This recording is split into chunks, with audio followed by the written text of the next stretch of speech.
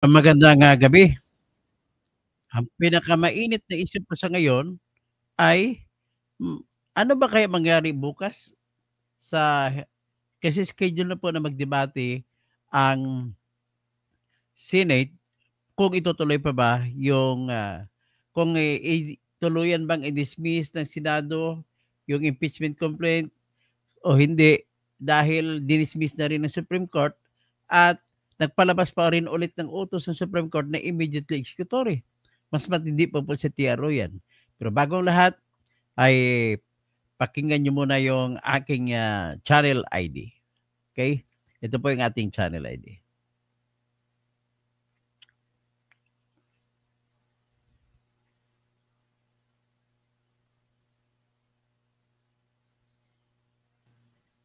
Ako po si Dr. Toto Tirador. O tawagin niyo akong Berteni Catalunya Kausing. Ako po ay nagtapos ng aking abogasiya bilang iskolar ng Maynila sa College of Law ng Pamantasan ng Lungsod ng Maynila noong March 2005. At kumuha ko ng bar exam noong September 2005 na isa sa pinakamahirap na eksaminasyon na nangyari sa bar exam history at ako'y nakapasa kagad. At siyam kaming magkaklase, 8 kami nakapasa. Isang record yan sa panahon na yon. At ako rin po ay gumraduate bilang isang consistent na full scholar sa Mindanao State University, Marawi City noong 1988 sa kursong Bachelor of Science in Civil Engineering. Kaya ako po ay lisensyadong civil engineer din. Ako po ay nagkaroon ng karanasan bilang isang editor ng People's Journal Tonight sa loob ng 15 taon. At bago niyan, nagsimula po ako sa pagiging sports writer. Pagkatapos niyan, ako ay nagtuloy sa abogasiya. Ito po ang aking karanasan at yan ko nakukuha ang aking katalinuhan sa pagtingin ng mga issue sa batas at bayan. Kaya po tayo ay umiikot-ikot sa mga issue ng katarungan, katotohanan, at bayan. Kaya samahan niyo po ako sa aking programa. Ay, tika pala. Nais ko lang magiging isang honest na tao. Ako po ay nadisbar noong 2023 sapagkat po ang rason na ginamit ng Supreme Court, mali daw yun yung aking ginawa na pag-post sa Facebook ng reklamo na plunder na aking ginawa. At yun naman daw ay bawal daw kapag hindi pa naisampa sa ombudsman. Pero naisampa ko rin pagkatapos ng huling araw ng Enero 2019. Okay? Tara na, pakinggan niyo po ako.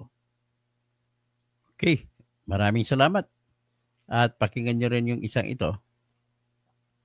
Ang aking panawagan sa due process. Na ito po ay depensa ng lahat ng mamamayan, maging sino man siya.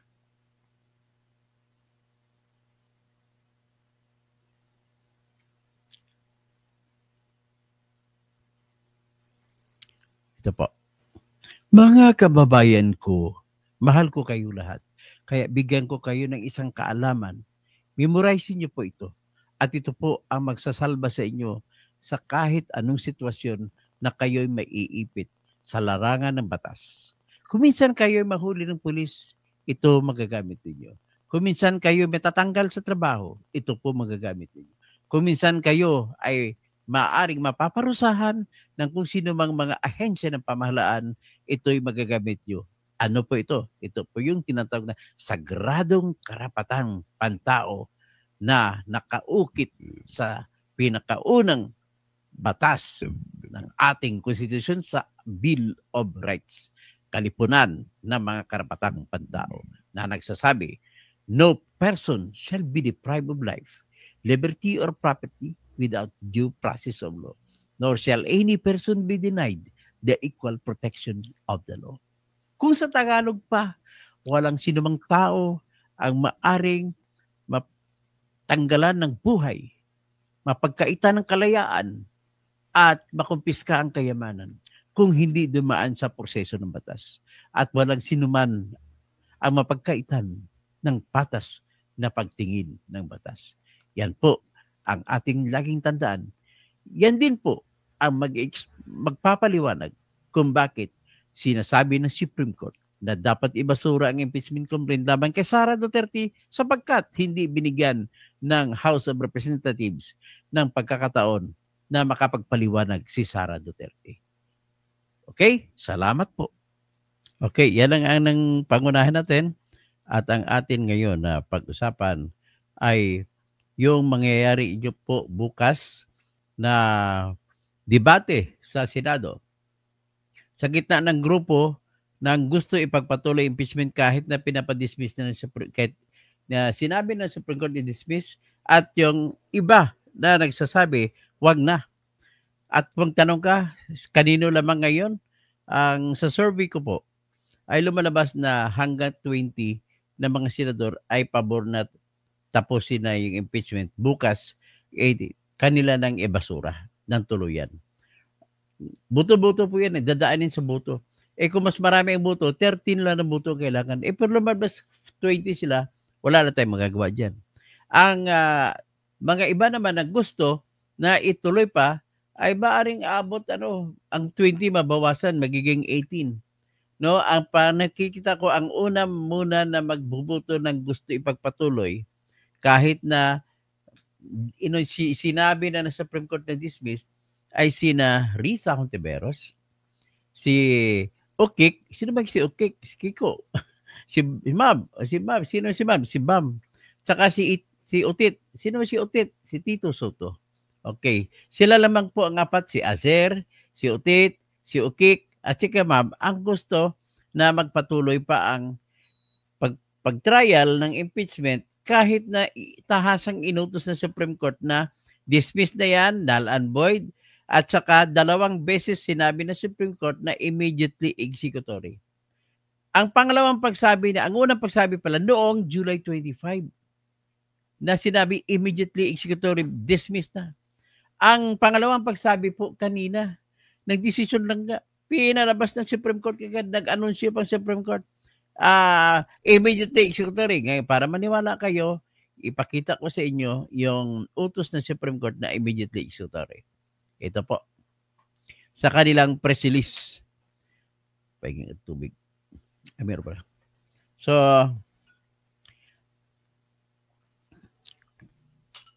ito yung press release nila.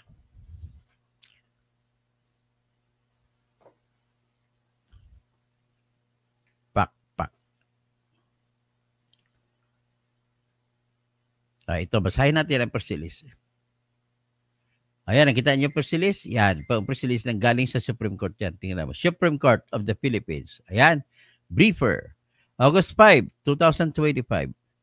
The Supreme Court, today, August 5, 2025, the House of Representatives filed a motion for reconsideration. The Supreme Court required petitioners Vice President Sara Z. Duterte and Attorney Israelito P. Torion et al. To comment on the motion within a non-extendable period of 10 days from notice. The EC also noted the motion for reconsideration filed by Representative Percival V. Sedanya et al. Pending the EC's action on their motion for intervention. To recall, on July 25, 2025, the Supreme Court granted the petitions to dismiss the 4th impeachment complaint against Vice President Duterte in a 13-0 decision with the justices present voting unanimously and Associate Justice Alfredo Benjamin Escagiwa inhibiting and Associate Justice Maria Filomena Dising on leave. The EC Bank ruled that the impeachment complaint was void for violating the 1-year ban and due process requirements. This decision, inulit pa, this decision is immediately executory. Yan. Yan ang pinaka-problema. At may palabok pa. Inuutosan din si Lorenzo Larigadon at si Congressman Percival Sendanya at yung vlogger at kolumnista ng Inquirer na si Richard J. Hidarian na alias Mindanao Saharan. o Sub-Saharan Mindanao na mag-comment sa indirect contempt na sinampa laban sa kanila. Naku ha. O, ba't butihin nyo, pagandahin yung inyong depensa, Mr. Hidarian. So, yan po ang sabi ng Supreme Court. Pangalawa na po yan. So, ikaw, kung pangalawa na nagsabi yung Supreme Court, si Bato, sabi niya, kung nung una pa lang ay sumusunod na siya, ngayon may pangalawang sabi pa sa Supreme Court, ano lang ibig sabihin? So, kung siya tanongin mo, tapos ng boxing. Pati si Marcolita, tapos ng boxing. Ang kamarkulita naman po na katwiran, mamaya natin i-discuss. I-play muna natin si Jinggoy kung ano ang kanyang sinabi. Pakinggan natin si Jinggoy. Medyo mahaba-haba ang, medyo malaman ang kanyang pag-ikon sa kanya, ang pag-interview sa kanya, kasi masasalamin mo mula sa kanyang mga pananalita kung ano ang stand ng mga Duterte block na mga senador. So, ito mga makikita. Okay? Pakinggan natin po si Bato de la Rosa. Depende sa kanya. Kung gusto niya magpa-identify sa amin, wala naman kong problema dyan. Wala namang problema. Ang tinatanong dyan si Marcolita, kung saan daw grupo, kung baka Duterte pa rin si Marcolita o hindi. Yan ang sagot ni Bato. Duterte part na lang, lima na lang daw po kayo. Pero sabi niyo muna sa amin. Ito nga kami, dahil 5 kami plus 2 bilyars, di ba? Yun yung aming... Sino yung lima, sir? Ha? Sino po yung lima, sir? Kayo?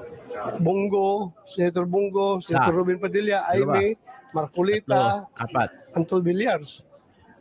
Pero kung ayaw ni Marcolita na ma-identify sa amin, wala akong problema. Basta pareho lang kami na paningin sa mga issues. Pareho kami na paningin sa issues. Nag-abisa si Marcolita, sir, Wala siya sinabi. Sir, of course, na huwag muna kayo mag-decide bukas kasi may motion for reconsideration pa sa Supreme Court. Depende yan kung anong magiging mga motions na lalabas bukas sa plenaryo. Kung merong mag-motion na desisyonan na, then pagbutuhan. Depende yan kung anong mangyari. Pero sa inyo, sir? May part ako, wait and see lang ako kung anong lalabas na mga punto doon sa, kung magkakaroon ng debate. And of course, ready rin ako sumali sa debate. Gano'n po kayo kahanda for tomorrow, sir? Nabasa niyo na ba yung AC decision? Binasa ko yung Supreme Court ruling Marunong twice. Dalawang beses binasa. Ilang pages yun? 27, sir. 27, kaso hindi ko lang ma-memorize dahil tanda na ako eh. Pero ready kayo sa debate bukas, sir? Well, ready na ako. Hindi naman ako nagmamagaling-galingan, no? Kundi kung may mga punto lang rin tayo na ipapalabas, kung depende sa mga puntos na ilalabas nila, that would be a debate, di ba? But you will move to dismiss. Move to? Dismiss. Dismiss? I'm not sure. Makikinig muna ako bukas kung anong kuwan. At hindi lang naman ako pwede mag-motion to dismiss, di ba? Hindi lang naman ako. Marami naman dyan. Pero your stand is to dismiss, tama, sir? It never changed. It never changed dahil Supreme Court na nga nagsabi niyan eh. Bakit hindi pa natin sundin ang Supreme Court? Di ba? Oo. Supreme Court is the final arbiter. So, sundin na lang. With the guidance of the Holy Spirit, kung mabaliktad yung Supreme Court ruling, kung sakali, yun ang pinabanggit ni Tito Sen. Halimbawa, bawiin ng Supreme Court yung ruling nila. Kumabor sa MR ng House. Kumabor sa MR ng House, then depende sa magiging action ng plenary action ng Senado. Pag-usapan uli yan. Pero tingin niyo po ba dapat ituloy na bukas o hintayin muna yung magiging decision ng doon sa appeal? As I have said, I'm not over eager to move for dismissal or what. Ang sa akin lang is makinig lang ako bukas kung ano mga motion na magsipaglabasan, and I am ready to support the side na pinapaniwalaan ko na tama. Klaro, yung klaro side yun, yan, sumunod sa order ng Supreme Court. Yan yung aking... Ayan, klaro yan. Pakinggan naman natin si yung sinabi na mga ng 1PH patungkol sa debate daw na Senado. Pero unahin muna natin si Kwan. Pakinggan si Risa Ontiveros. Ito naman. Habang ini-interview siya ni Christian Esguerra. Ito po si Risa Ontiveros.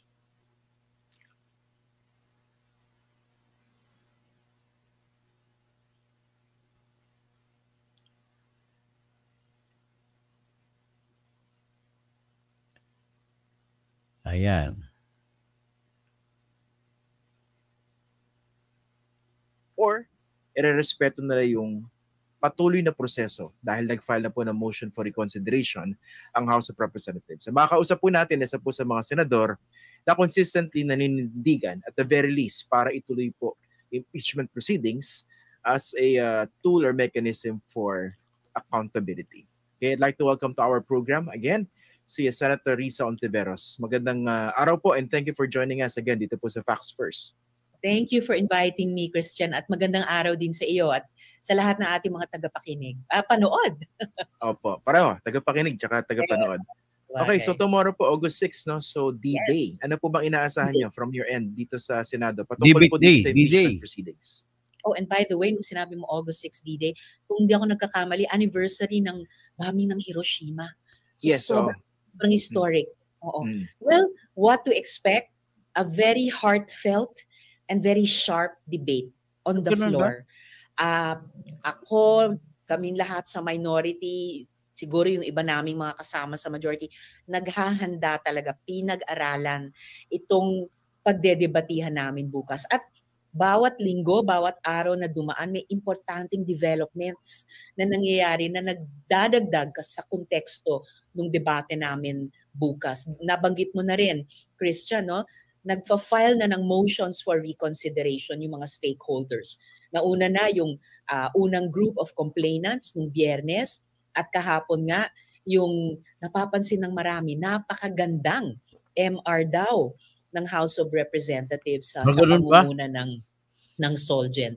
So itong lahat, inoobserbahan namin mula sa Senado kasi ilang beses ko na at naming sinabi ang tataas ng mga at ang lalalim din ng mga prinsipyong nakasalalay dito. Yung prinsipyo ng solong responsibilidad ng Senado duminig ng impeachment complaint, yung prinsipyo ng pagrespeto sa Korte Suprema at syempre, huwag nating kalimutan yung prinsipyo na may karapatan ang mamamayan dun sa sinabi mong accountability. So paano naming lahat babalansehin ito? Paano namin isusubukang pipilit na i-harmonize?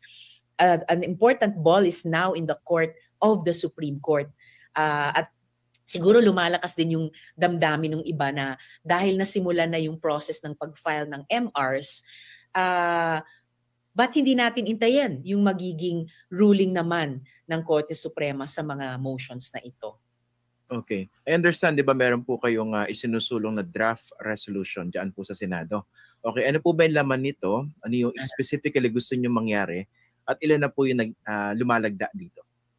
Sa pagkaalam ko, mayroong 5 na nag-signify ng suporta.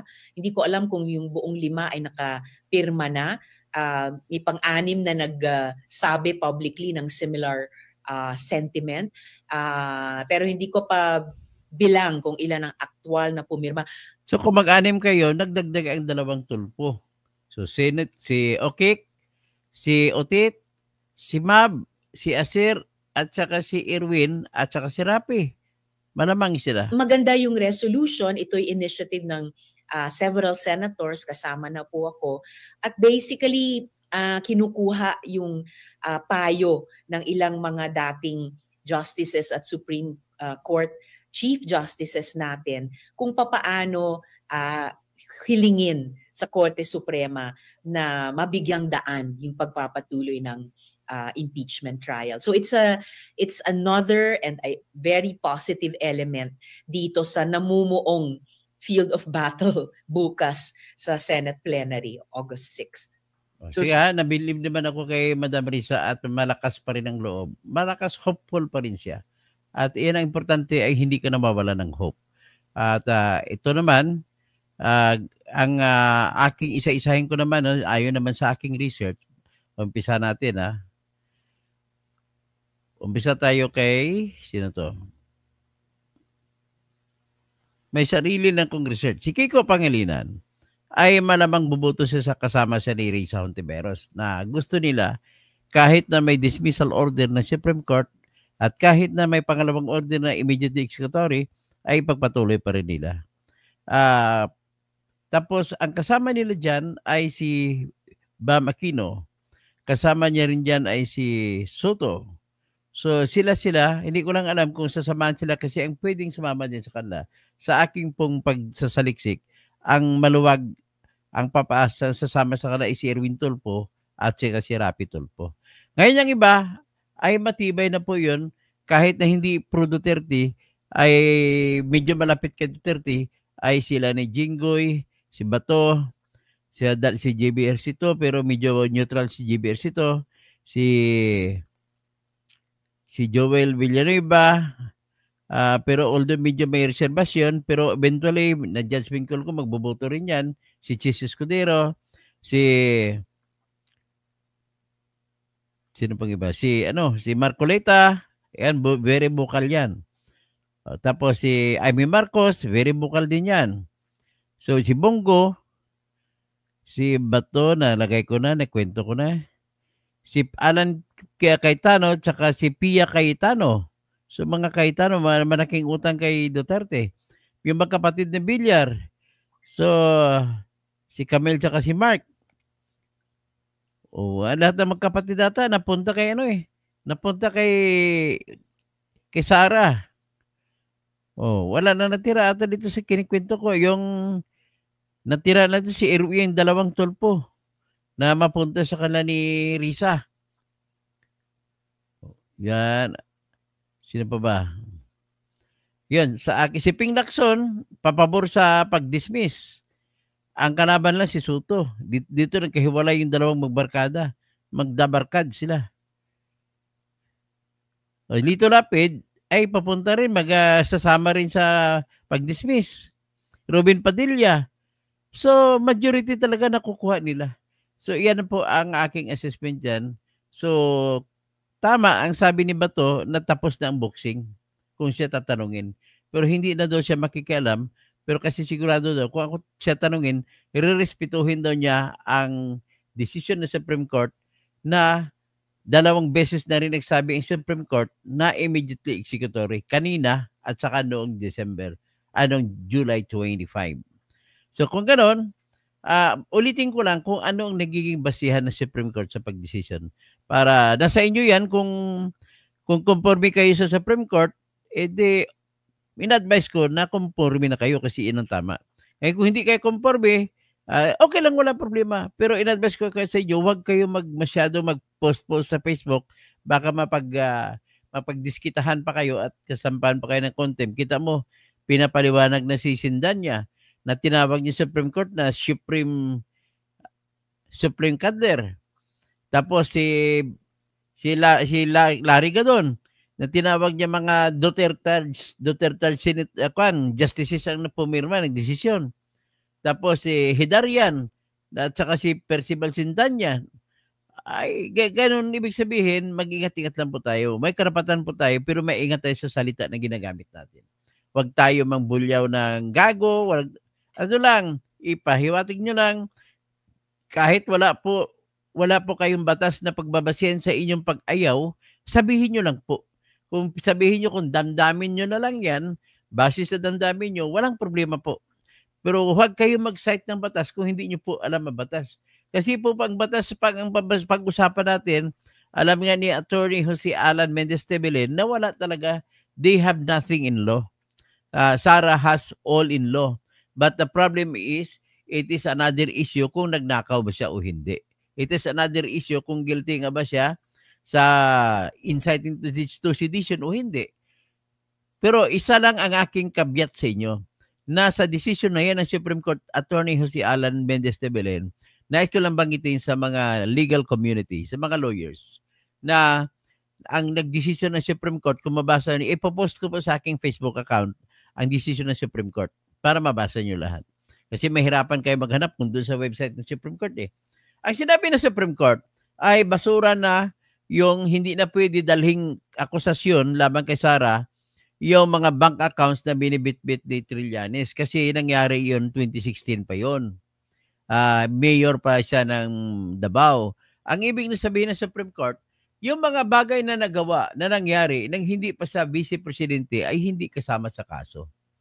So, ang isa pang hindi kasama sa kaso, yung confidential fund noong mayor pa siya.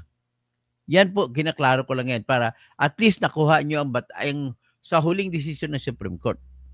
Okay, tapos sinabi ng Supreme Court, una, na pinaglalaruan ng House of Representatives ang 4 na reklamong impeachment. Sa 4 na yan, ang una sinampa noong December 2, 2024. Ang isa sinampa noong December 4, 2024. Ang isa sinampa noong December 8, 19, 2024. Lahat po yan verified at may kaakibat ng mga ebidensya, kumbaga masustansya at may chance mananalo. Lahat po yan. So ngayon, ang pang-4 na reklamo ay sinampa noong February 5, 2025. So ilang buwan? Mahigit 2 buwan. So despite that, nung dinala nila para i-agenda, in-agenda ng sabay na araw ang 3 impeachment complaint at saka yung isang impeachment na reklamo. So ngayon, ang kasunod na ginawa ni Secretary Reginald Velasco, kasabay na araw niya nilagay sa order of business yung isang impeachment complaint na may pirmahan ng 215 at saka 3 na hiniwalay na agenda yung 3 impeachment complaint na sinampa mas nauna pa. So ang ginawa nila po ay una nila inaksyonan yung first complaint at inaprubahan nila dahil may 215 signatures na. So granted, tapos dahil aprobado na yon, ang sa iniisip nila, ginagamit nila yung pang-iwas sa batas, pang-circumvent the law, yung Ernesto Francisco Doctrine. Na dahil sa doctrine na yan po, nagsasabi na magagamit mo lamang ng pangbawal sa kasunod na reklamo ang Francisco Doctrine kung yung reklamong isa na yan na nauna ay nirefer sa proper committee. Usually, Committee on Justice. Kaya nga, ang ginawa nila, hindi muna nila nirefer sa araw na yon. Inuna muna inaksyonan yung pang-4 na complaint. Pagtapos complaint, aksyonan na. Inaksyonan nila ngayon ang 3 na complaint at dineklara nila archive. Sa makatwid, hindi ni-refer sa proper committee. Dito sila natikiupo ng Supreme Court. Sabi ng Supreme Court, argumento ito ng Supreme Court, hindi sa akin. Sabi ng Supreme Court, wala po kayong kapangyarihan mamili kung alin sa 4 na impeachment ang unahin nyo aksyonan. Yan, puntos niyan. Nang ibig sabihin, sabi ng Supreme Court, balikan nyo yung Section 3, Paragraph 2, na nagsasabi, sa kada pagsampa ng kaso, ay magbibilang ka na ng 10 araw na session days. At pagkatapos bilang 10 araw, kailangan aksyonan mo. At kung hindi mo aksyonan, ay wala na, out na. Ibig sabihin, pag out, dinismiss nyo na paglabag sa batas ng ating konstitusyon. Pero kung sinunod nyo, kasi ganyan, sinabi sinunod, so pumasok. Ang ibig sabihin, sa impeachment complaint number 1, pinag-usapan natin. At may karapatan na nagreklamo sa impeachment complaint number 1 na aksyonan ang kanyang reklamo. Ibig sabihin, kailan magkaroon ng obligasyon ang House of Representatives na aksyonan ang isang reklamo? Magkakaroon ng obligasyon kung sa araw na tinanggap ng House ang reklamo na verified. So, ang December 2, 2024 na reklamo tinanggap ay nagkaroon ng obligasyon ang House of Representatives, unang obligasyon. Pagkatapos December 4, nagkaroon ng pangalawang obligasyon para magbilang ng 10 araw na session days at i-refer. Pangatlo, na December 19, nagkaroon ng panibagong obligasyon.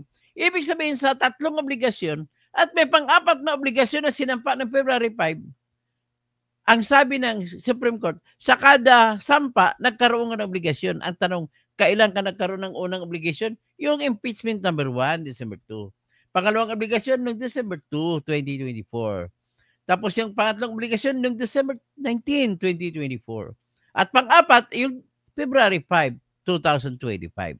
So ngayon, ang unang obligasyon mo ay doon naka-expect na po, ang tawag dyan ay FIFO. First in, first out.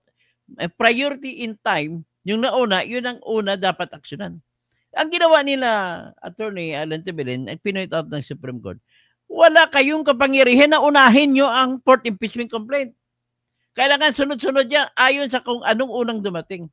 Kasi nagkaroon dyan kasi depende kung anong araw dumating. Yung first, December 2. Yung pangalawa, December 4. Yung pangatlo, December 19. Yung panglima, February 5, next year na. So dyan po, nakakitaan lang na bad faith. Sinadya. So pag sinadya, di bawal na kinonsidera sa Supreme Court na dinismiss na yung tatlong reklamo sa pamagitan ng kawalan ng aksyon. Next, patungkol naman sa isang dahilan sa Supreme Court, sinabi niya, hindi nila nirespeto ang karapatan ni Sara Duterte na para magkaroon ng due process o karapatan na makapagbigay siya ng paliwanag. Hindi ninyo pinapaliwanag. So sabi ng Supreme Court, lahat yan ay dapat paliwanagin mo kahit sino in all stages of the trial of the impeachment. Dapat paliwanag mo. Kung sabi ang argumento dito, Attorney Jose Alan Mendez-Tabilin, ay sinabi sa Supreme Court, kung sa committee hearing yun yung padaanin ng impeachment, bakit istrikto? Bakit pinapatawag pa ang subject, ang akusado? At bakit dito sa pirma lang ng 1/3 na congressman, wali mo na padaan? Mas lalo ngayon dapat istrikto kasi kasama po sa inutos ng Supreme Court. Hindi lang po yan yung impeachment na Article 11 ang inyong sundin. Kasi ang sinasabi ng mga grupo ni Antonio Carpio, ang dapat nila sundin lang ay ang Article 11 na nakalagay doon na kapag pirmado na ng 1/3 na congressman ay tuloy-tuloy na yun. Hindi nga daw nakalagay doon na magkaroon ng due process pa si Sara. Sabi naman ng Supreme Court, you must read the entire Constitution in the number 1 rights in the human rights of the people are found in Section 1, Article 3. Yung no person shall be deprived of life, liberty, or property without due process of law, nor any person shall be denied the equal protection of the laws. So, yan ang una na hindi mo pwede labagin. At batas na yan.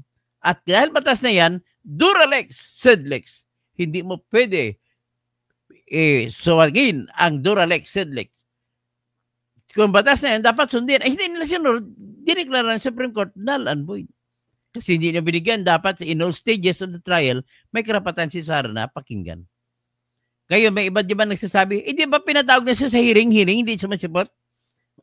Ang sagot ko simple lang, hearing po ng mga committee yun, wala yun, hindi yun hearing sa impeachment. Ang hearing sa impeachment, iba po. Walang nangyari, isang araw lang na sesyon. So ngayon, yung hearing sa Quad Committee, sa Good Government Committee ni Joel Chua, dumating, sumipot si Sara. Nag-take ng sumpa. Ba't hindi tinanong? Tapos andoon sa araw na yon, yung dalawang kernel na tumanggap ng pera at nagpabigay ng pera sa mga subject matters nila. Si Colonel La Chica at saka si Colonel Dennis Nolasco. Ba't hindi ninyo tinanong? So yan po ang mga concerns ng Supreme Court. So bahala na kayo mag-desisyon. Kami ni Attorney Alan Tebelen ay pabor kami sa desisyon ng Supreme Court na tama. At suportahan namin to at ipaglalaban namin to. At dahil ipaglalaban namin to, mag-usap kami. Sasampahan namin ng pag mag-iba-iba action ni Tolpo, sampahan namin ng contempt ito. Pero sa ngayon, nag-isip ako, sampahan ko na ng reklamo si Lila de Lima. Reklamo laban kay sumisigaw siya, si Larry Gadon may nagreklamo na, pina-explain na. Sino pang iba? Si Chel Jokno may sinabi rin. Sino pang iba mga nagsabi? Si Kiko Pangilinan, abogado rin yan, kaya pwede pa-disbar din. So marami sila na pwede pa-disbar na mga kumukontra. Pati yung mga taga-UP College of Law, sinasabi nila na freedom of expression lang nila. Pero tingnan natin kung freedom of expression nga. Kasi unang-una, kung mayroon ng obligasyon na sumunod sa batas dito sa lahat ng abogado, ay yung mga abogado na mga profesor, lalo na sa UP. Kasi mga sila tinitingnan na matatalino. Pero ang problema sa kanila, hindi na kinikilala yung decision. We're in fact klarong-klaro sa decision na tama ang Supreme Court. Yung pala, Attorney Alan Tebelen, ang inaargumento nila, pareho sila lahat, pati si Tambaluslos. Sabi nila daw ay hindi pwede makialam ang Supreme Court ng Pilipinas sa House of Representatives sa pag-prepare ng impeachment complaint at sa pag-trial ng Senate. Wala nang pakialam. Ang problema nila ay yan po ang sinunod nila na doktrina sa Amerika. Sa Amerika po hindi makialam ang Supreme Court. Hinayaan lang yung Senate at saka Congress. Pero sa atin, bakit nakikialam? Kasi po, ang pagkakaiba po sa justice as a constitution ng United States of America, lahat ng judicial authority ay sa Supreme Court at sa mga jury, trial juries. Diyon nakaligay. Ngayon, ang hanggang doon lang sila. Hindi na sinabi na kung may grave abuse of discretion ay pwede sila manghimasok. Ito naman ay sa Pilipinas, judicial power is vested in the Supreme Court and in all other courts as may be established by law. Next, sinabi dito ay the power to take cognizance of issues with regard to any action of any government office is present and existing if there is grave abuse of discretion. Kung sobra pagmamalabis ng paggawa ng kapangyarihan, papasok ang Supreme Court dahil sa paragraph 2. Ang United States Supreme Court walang paragraph 2 eh. Pangatlo, ang impeachment complaint nila napaka-general na walang pwede makialam. Sa atin naman, ang impeachment na proviso natin sa ating constitution ay sasabi kailangan sundin 10 araw. Ngayon, Atty. Alan Tebelen, kung hindi sinunod ang 3 araw, anong ibig sabihin? Eh di, nag-abuso yung Kongreso. So dapat sila pakialaman kasi nag-abuso. Kagaya nito ngayon, inupuan lang 3 reklamo. At nung ngayon, nung binigyan na nila ng order of business, paghuli pa, inuna pa yung number 4. Eh di, grave abuse of discretion ha. Pangatlo, dahil binigyan na nila ng action yung pang-apat na impeachment complaint, inilagay na sa archive yung 3. Eh di, dismiss na automatic.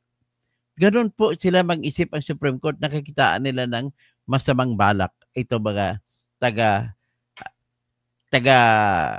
House of Representatives. Akalain mo nag-privilege speech pa si Congressman Raul Daniel Manuel at nagrereklamo siya bakit ang kanilang reklamo na sinampa noong December 4, 2024 at yung iba pang reklamo ay hindi in-action na ng kanilang plenaryo. Kumbaga sinisisi ni Tambaluslos doon. Wala rin, deadma lang. Yan pang nangyari. Kaya mga kababayan ko, ay huwag kayo maniwala, magpapaniwala sa ibang mga tao na kahit professor pa sila, ay kasi po mali-mali naman sinasabi nila. Nag-post po ako ng aking blog na sinasabihan ko lahat ng professor not to teach their students na mga wrong law. Dapat, ang kakantayan na ito, you while on the road must have a code that you can live by and so become yourself. Your parents will is the only go by. Don't you ever ask them why. If they told you you would die, don't look at me and cry. And so they'll love you. Teach your children well. Yan ang dapat. You teach your children well with the correct law. Ang correct law of God, according to Pastor Rodi Rabi. Okay? So, mahirap yung ibang mga professor, mga matalino ko, no? Tinuturuan naman mga mamayan, nililito. Hindi naman yun magsasabi nila, hindi naman yun tama. Napansin mo ngayon, mga mainstream media ang kausap, ganun mo talaga mga mainstream. Kasi kakampi nila, gusto nila matanggal si Sara pagka-presidente. Nagkarapatan na tumakbong pagka-presidente. Yun po ang katotohanan dyan. So anyway, magtawag tayo ngayon. Hi, dami. John Ryan, Ruedas, Ben Reclamador. Sino ang nagdesisyon niya to na dismiss na? Nagdesisyon na si Lani Bato na ibasura na sa Senado. Hindi nila entertainin kahit ano pa mangyari sa decision sa Supreme Court. So Prime DA, Engineer, salamat sa paliwanag mo sa may source as kung tama sa akin ka para hindi ka mabagsak sa exam. Cassandra Daisy, salamat Dr. Engineer Toto. Alamin natin ang ating karapatan. Tapos Ben Reclamador, John Ryan Ruedas, Astra Housing, may kapatid na mahal ko. Magandang gabi. Cassandra Daisy, tapos na ang boxing. Prime Day, engineer, may source ako. Ang apila mo sa disbar bagsak. Ganun ba? Hayaan mo yung disbar na yan. Walang problema yan. Prime Day, kasi sinabi nila 5 years pa daw ako. Pwede mag-apila. Prime Day, okay, ulit-ulit mo. Cassandra Daisy, mabuhay ang Supreme Court, mabuhay ang mga Pilipino na naniniwala sa batas. Greenheart, wala na ang mabuting pag-iisip si Tambaluslos. Alam naman niyang ang isip ay batas. Ang sinusunod ay hindi pwedeng magbago ang desisyon. Ben Reclamador, Toto, ang MR mas mabilis. Desisyon ng EC kaysa Portwid. Cassandra Daisy, tapos Ben Reclamador, tapos Cardo sa Bukid, o si Alan Mendez de Belem. Kung pagdidebatihan pa yan, wala nang katapusan yan. Ganon din ang uwi niyan, dismiss din. Yan ang katwiran ni Marcoleta. Kasi unanimous na nga, hindi na mababago yan. Dik yung kakamping Dilawan, kumakampi na kay Tambi. Tataka naman ako, ba't kumakampi kayo kay Tambi at saka kay BBM na adik at saka kurakot. Okay? Tapos, sino pa? Si D, Kabutihan. Magandang gabi, attorney. Shout out sa barangay Katubaw, Kiamba, Sarangani, province. Sige, maayong gabi sa barangay Katubaw. Sa Sarangani, province, sa Kiamba. Rodi Rabi, let us obey Supreme Court. Nuclear reactor reacts. In the end, 19-5 to dismiss. Pwede nga kumanta, and now, the end is near, and so I face the final curtain. My friends, I'll stay clear. I'll state my case, of which I'm certain. Si Alan Mendez de Belen, hindi si Erwin, kundi si Loren, ang dumagdag at si Rapi. Ganun ba? Dapat dumagdag pati si Erwin. Na si Lacson ba? Si Lacson po, nagklaro na siya na buboto siya sa hindi siya kukontra sa Supreme Court. Si Ben Reclamador, baka hindi pa lumabas decision ng ICI tungkol sa MR bago dyan sa interview. Anyway, nakikita ko rin ito walang mangyaring butuhan bukas. Yan na nakikita ko. Pablito Abejero, pagdating sa proseso, naniwala sila na sa ICI, paano kung ang desisyon ng ICI ay laban sa kanila? Cassandra Daisy, dati kinakampihan, sa Supreme Court, ngayon na mag-desisyon sa Supreme Court laban sa kanila, kinukontra na nila Supreme Court. Cassandra Daisy, pustahan tayo si Erwin, na boto na huwag sundin ng Supreme Court. Ganang salita ng kakasisi. Nuclear reactor reacts. Rodi Rabi, Meme Authority, good evening. ATC 109 Game Farm. Dinibank ng AMIC ang ebidensya ni Trillanes. Ng AMLAC pala, hindi AMIC. Ben Reclamador, wala pa man desisyon kung magnakaw ba o hindi si BP Sara. Para sa akin, nagnakaw na yan. Dito natin titingnan doon sa Ben Reclamador sa kasunod na reklamo sa February 6. Nuclear reactor reacts. Kung walang desisyon ay lalong walang guilty. Presumption of innocence andoon pa rin. Cassandra Daisy, nahuli ang ang pagkatuso ang mga congressmen. Nahuli ang pagkatuso nila. Nuclear reactor reacts, Falkatan, di pa tapos ang laban, tuloy ang impeachment. Yun, abangan na lang natin po bukas. Pinatawag na Quadcom pero hindi halos pinagsasalita. Chicken poop genius. Dr. Toto, ano kaya ang direksyon ng ICI sa kaso ni Tatay Diggs? Ano yun? Hands off dyan kung ako tanungin mo. Hindi magdesisyon yun. Sa Cassandra Daisy, gayahin natin si BP Sara. Alam niya ang Bill of Rights. Gorong Palaboy ng Desierto. Tapos Ben is a Dema. Sabi, Toto, mali diskusyon ng Korte Suprema. Mali talaga. Hindi po. Tama po, Ben. Pasensya na, Ben. Tama po. Kasi mas nabasa ko na rin po. Okay? So, hindi nila binago po. Tama po yun. Sa sunod, siguro mag-vlog ako para ipaliwanag ko lang anong ibang decision para maintindihan ninyo. Kim Chang-fol, akala ko Toto, tirador.